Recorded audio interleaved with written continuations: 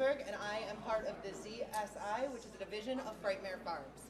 We are here today by the gracious invitation from the Cultural Disabilities Foundation, or Disability Cultural Center, thank you. And we are very excited to be here. Can everybody hear me okay? No. No? Okay. That's what I think it is too. I did say that I can talk louder, so if you guys can actually hear me without this, but I think that I'm kind of getting lost in here. It's okay. I'll just get started on our history. We are located in Palermo, New York. We have been around for a little over 5 years now. We had our inaugural season in 2008, and since then we have switched up to Palermo, New York, which is about 25 minutes from here. And 2012 was our first season there. We have since won awards from Syracuse.com. Thank you. I'll move over here so I'm not right in the speaker. From Syracuse.com as well as Syracuse.com. And anybody that has questions or would like to visit us, I encourage you to visit our table or to seek out one of us, and we will absolutely show you how to get there or how to like us on Facebook or follow us on Instagram. So who here knows anything about zombies? Ever watched a zombie movie? Ever read a zombie book? Read a zombie comic book? All right, so we're all pretty familiar with the topic. What we're going to do today is we're going to tell you a little bit about zombies, hopefully some things that you didn't know, and then we're going to go ahead and show you how to become a zombie in the comfort of your own home. I mean, obviously you can YouTube it, you can do all sorts of other things to figure out exactly how to do it, but you don't get the three of us in front of you showing you how to do it unless you're here, so you should feel pretty excited. All right, I'm going to go ahead and introduce you. This is Marguerite and this is Stephanie.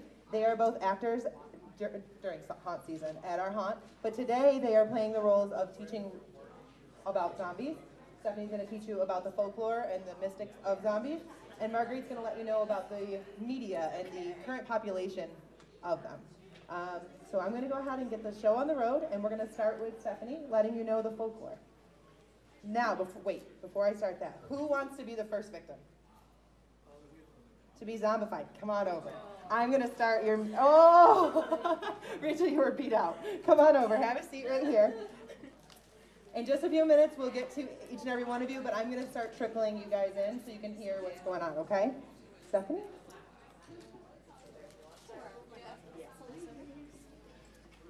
Okay, so where does everyone think zombies come from? A virus, you said? Virus? Like the culturally, or? All of the above. I would say comic books. Yeah? Any other things? Somewhere in history, like plague or something. Yeah. Any particular regions that you guys think are particularly prone to zombies? Eastern Europe. Yeah. Well, it turns out that around the world there is folklore of zombies or zombie-like creatures. So I'm going to give you a little around-the-world tour of zombies. We're going to start in Japan with the gashidokuro, which is a zombie that takes the form of a skeleton that grows 15 times larger than a person. They're made from the bones of people who have starved to death. They grab every human they see and bite their heads off. Anyone thinking brains here? Yeah. They're known to cause your ears to ring when they're about to strike. So next time you're walking down the street at night, your ears start ringing a little bit, you might keep an eye out for some gashidokuro. There is no known way to deter them, so run fast. That's the catch. You know, as you'll see, our modern zombie lore comes from a culmination of all the different folklores from around the world. So here we got some brain eating, you know, and run fast. The next zombie I'm going to tell you about is the jiangshi, which is from China, Japan, and Korea. They are predominantly come from being victims of murder, those who've committed suicide, and those whose souls just refuse to enter the afterlife. You know, they just want to stick around and cause a little mayhem. Their appearance varies from resembling the recently deceased to being covered in a white mold and their hair being bleached out and white. They can only move by silently hopping. Now, this is said to come from a practice that was done in China where, let's say, a loved one happens to die someplace that is far from home. Well, it was believed that their soul could only be at rest when they're in their hometown, where they feel comfortable and loved and close to their family. So they need to move the body. Problem is, renting a cart is expensive. So what they would do is Taoist priests would walk the zhengxi from the location where the person died to their home. And what they did was they would line the bodies up vertically, tie them between two bamboo poles, and one takes the front, the other takes the back, and they would walk them down the road. Now, as a result of the bamboo poles moving, they would kind of bounce. So if you saw it from a distance, you would see this line of corpses bouncing down the road and gave birth to this branch of zombie lore. They're known to kill living creatures to absorb their life force. And they have some similarities to both vampire mythology and zombie mythology. In that they can be slowed down by tossing rice or coins on the ground. And they will not pursue you until they've picked everything up. They are neat freaks. They do not want a mess. So if you make a mess, that'll slow them down. If a person is injured by zhengxi, they become infected with the zhengxi virus and will gradually transform into a zhengxi over time. Next place I'm going to take you is Indonesia to talk about the Pontianak. It's created from the unsettled corpse of a pregnant woman. They tend to prey on men, presumably because they're blaming their pregnancy on their death, and in turn the men that got them that way. They give off the scent similar to the plumeria flower, and the only difference is, first you will smell this wonderful floral scent, and then all of a sudden you get that rotting corpse after smell. So that's how you tell them apart from a flower from a distance. Dogs tend to howl when they're in the vicinity, but their cries often soften to a whimper the closer it gets, because they're very unnerved by these creatures and they just kind of want to hide. So if you hear dogs whimpering and smell plumeria, you might want to run. They use their sharp fingernails to claw and disembowel people, and then they eat their innards. And I'm sure you've seen a lot of that in various movies and books and things, where a zombie comes over, rips your stomach out, and starts chowing down. That's what they do. But they will also, if it is a male that they have a particular grudge against, rip off his genitalia. They're very vengeful beasts. That's kind of a trend among zombie folklore. Their spirits are said to reside in banana trees during the day, and they come out in the evening. They're attracted by the scent of clothing left outside, so you'll see in a lot of old world places in Indonesia, people will not leave their laundry outside to dry because they don't want to attract any of these creatures. They can be returned to a corpse state by driving a nail into the top of their spine, just below their skull. That'll paralyze them, and they'll stay in the corpse state, inanimate until someone removes that. So if you see a nail in a corpse, don't pull it out. You're not doing them a favor. The next type of zombie is a ghoul. Now, ghouls come from the Arabic ghoul, which gets its name from the Mesopotamian demons called Galud, who drag victims to the underworld. They are shape-shifting demons. They will sometimes take the shape of a hyena, and sometimes they will take the shape of the most recent victim that they've had. Their legend has traveled to Europe in the Middle Ages, and they tend to be a lot more timid. They'll lure you into a dark alleyway to eat you, as opposed to coming out in the open. They are capable of climbing walls and have excellent vision in the dark. They prefer to hunt in numbers, so they're pack animals, and fire is the best way to destroy them, although they do have an aversion to bright lights. In the very unlikely event that someone survives the bite of a ghoul, they will become a ghoul themselves. They have first stage is paralysis for 24 hours, and then over the course of a week, their body will slowly die and rise again. So, lots of fire, keep them away. Next is Dragur, which is from Scandinavia. They are a creature from Norse mythology. They are reanimated corpses of Vikings.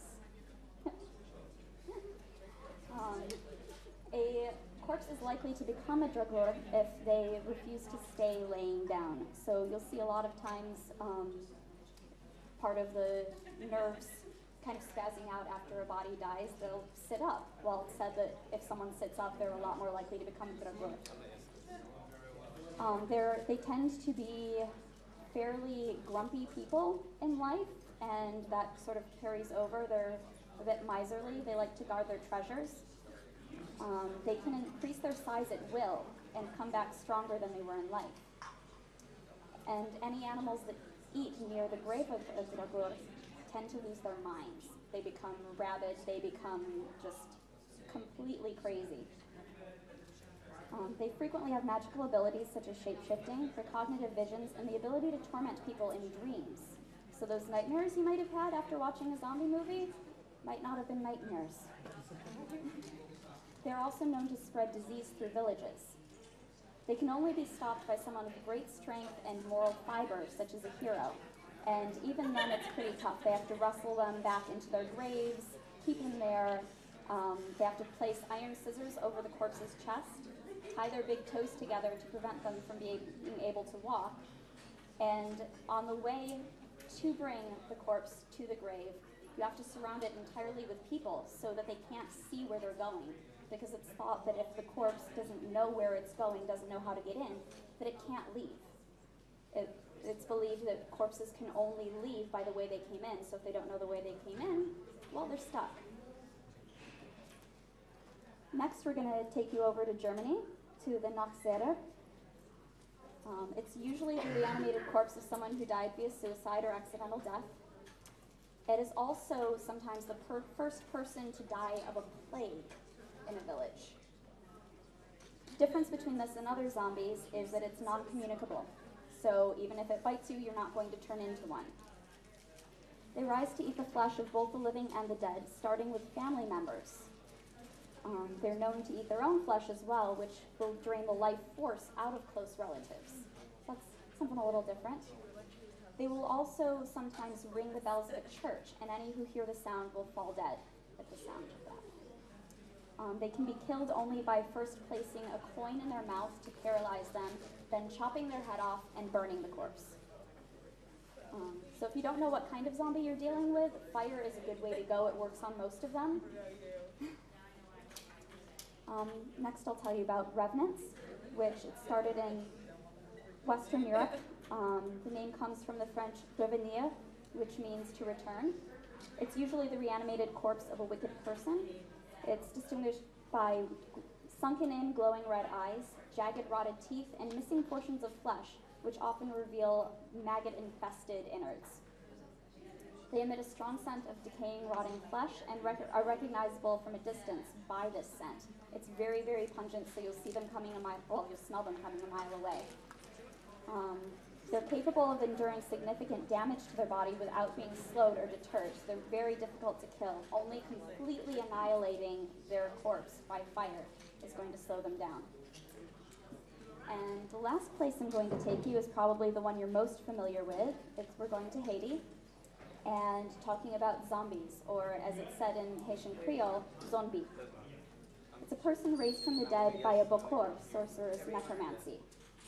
A bokor is a voodoo sorcerer who hires their services out.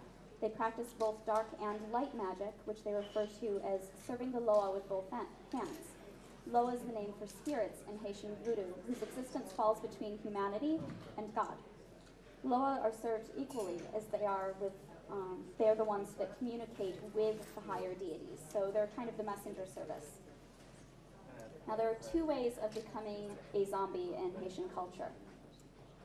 If the person has offended Baron Samedi in life, he's the one who's going to take you to heaven. So if you've angered him, he's not going to take you, and you become cursed to spend the rest of your existence as a zombie on Earth. The more frequently seen way is that someone will hire a bookler to turn someone into a zombie. They do this by making a potion called poudre poudre, and they administer it either orally or they will rub it into a flesh wound. Now this is made out of puffer fish powder, which carries a tetrodotoxin, which is a neurotoxin that that can frequently become fatal. And they will also have a second dissociative drug, usually coming from plants of the Dodera genus. The toxins cause a death-like state. They will slow your heartbeat. They will erase your mind. They basically melt your brain. You lose all of your memories. And when you come to, you end up not really remembering who you are, but you remember the culture and you're surrounded by it. And so you end up getting this psychosis of thinking that you're a zombie and basically become a slave to the bookler. It's said that the bookler will hold the soul of whoever they have turned into a zombie. It's a combination of a pharmaceutical and psychological zombieism. And pretty much the only thing you can do to stop them is feeding them salt. It's said to restore them back to their corpse state, and then they can rest in peace. So there's just kind of a really fast round-the-world tour of zombies. Hopefully some things you didn't know about. I will turn it over to you for the Hollywood end, bringing it into modern times. Give me just one quick disclaimer. I'm going to tell everybody the same thing all at once because I've been telling everybody individually. If you have any allergies, let us know. Another thing is if you are weak in the stomach at all, or even if you might not be weak in the stomach, I prefer that you look at yourself before you leave the chair because sometimes the image of yourself bleeding is stunning to some people. And I forgot to say that at first. Yes, you reminded me of it when he was like, whoa.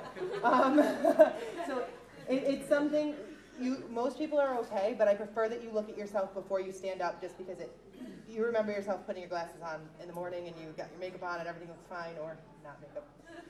And then it's a shocking appearance to see yourself like this. So the only thing I'm worried about, but again, anybody allergic to red 40, corn syrup, any type of makeup, eyeshadow, those types of things, let us know ahead of time, okay? And we'll avoid using those things on you. All right, Marguerite, take it away. Thanks, Nicole.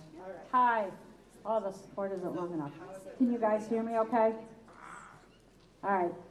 So, zombies in the media. Obviously, you've all seen or heard of The Walking Dead, correct? Yes. I didn't see any hands. Yes, okay. Okay, how many are a fan? Okay, how many were mad when Herschel died? Yeah. Well, yeah, and that was so yesterday anyway, so. Wait till you see the new stuff.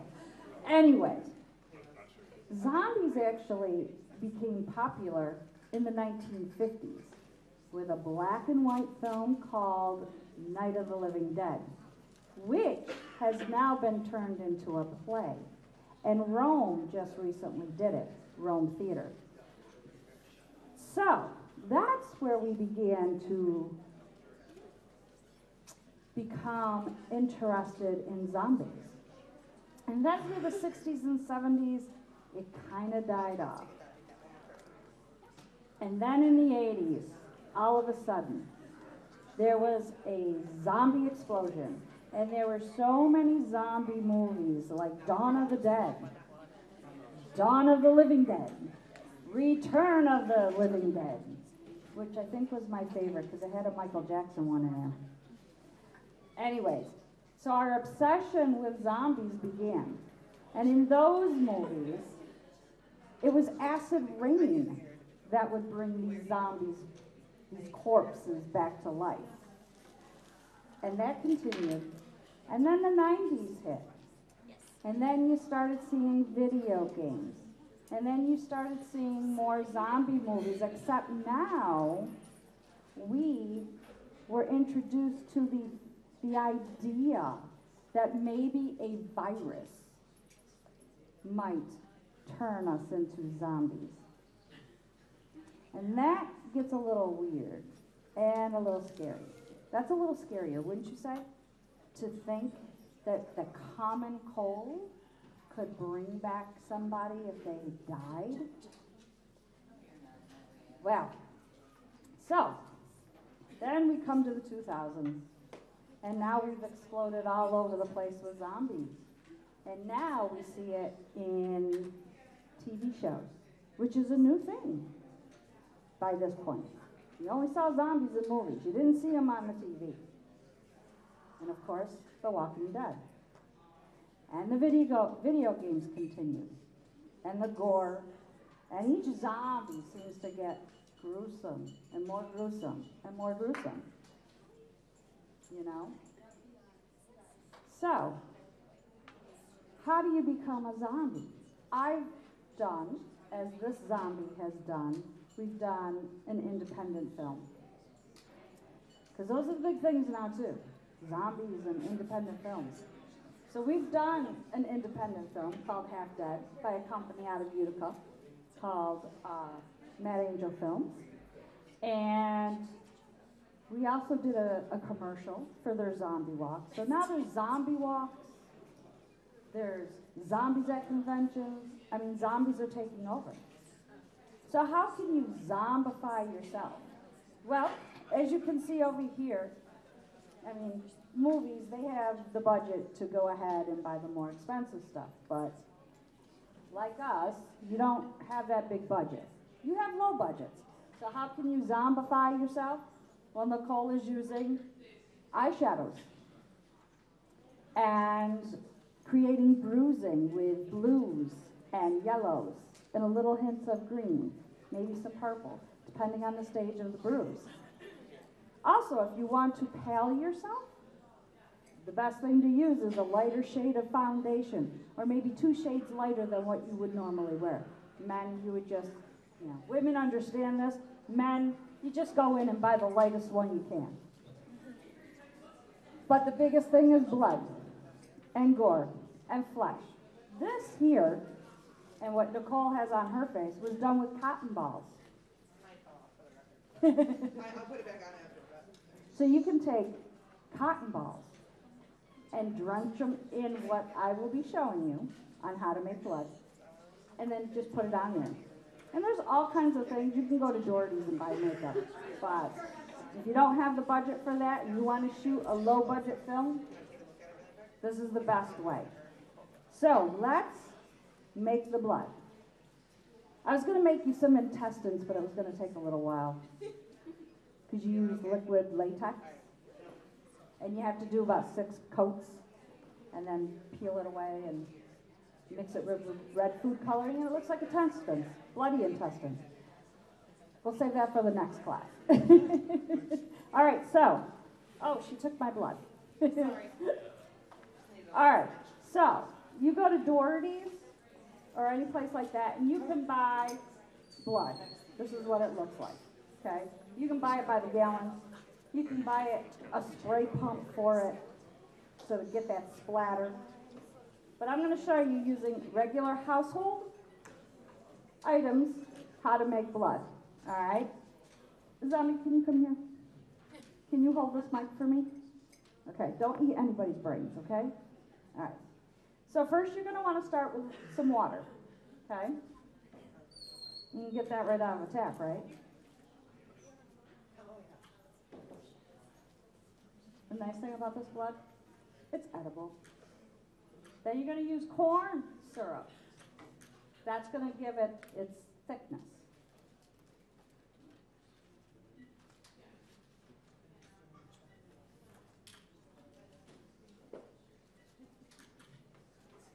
And depending on how thick you want it,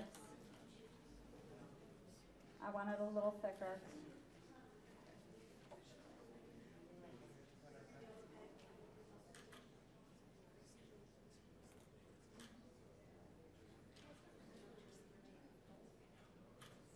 And you just stir it around. So then you're like, well, that doesn't look like blood.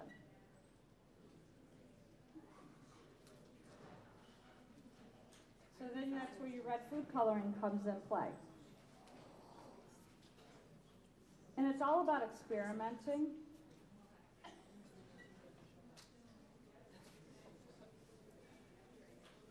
You know, people who have a medical background will be like fascinated in doing this and playing around. And you're like, well, wait, that doesn't look like blood. So maybe you add a little bit more.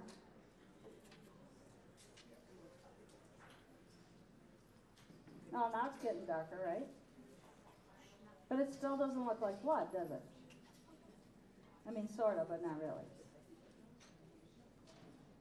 So here's the secret ingredient to making this blood darker. I feel like I'm getting blood on this mic. I hope not. Corn. You use chocolate syrup.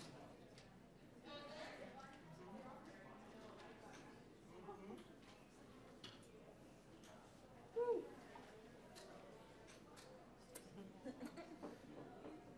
It's kind of like baking. You gotta test everything, right? There's also, you can use a thickening agent to make it thicker if you want it thicker. Your face. And my face just fell off. It happens.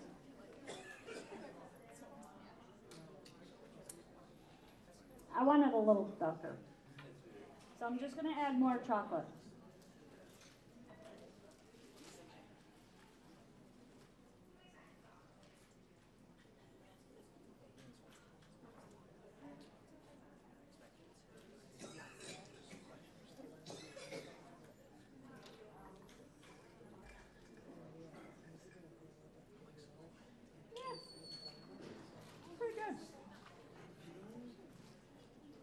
I like to freak my friends out. I like to make this or buy this. And then when they're not looking, actually that's kind of thin. It's all trial and error, so don't think there's a set way to do this.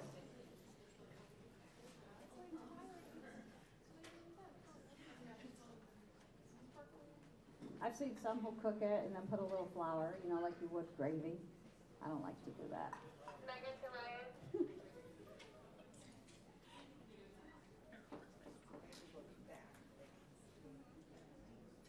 And pretty much there's your blood. And then I like to do this to my friends.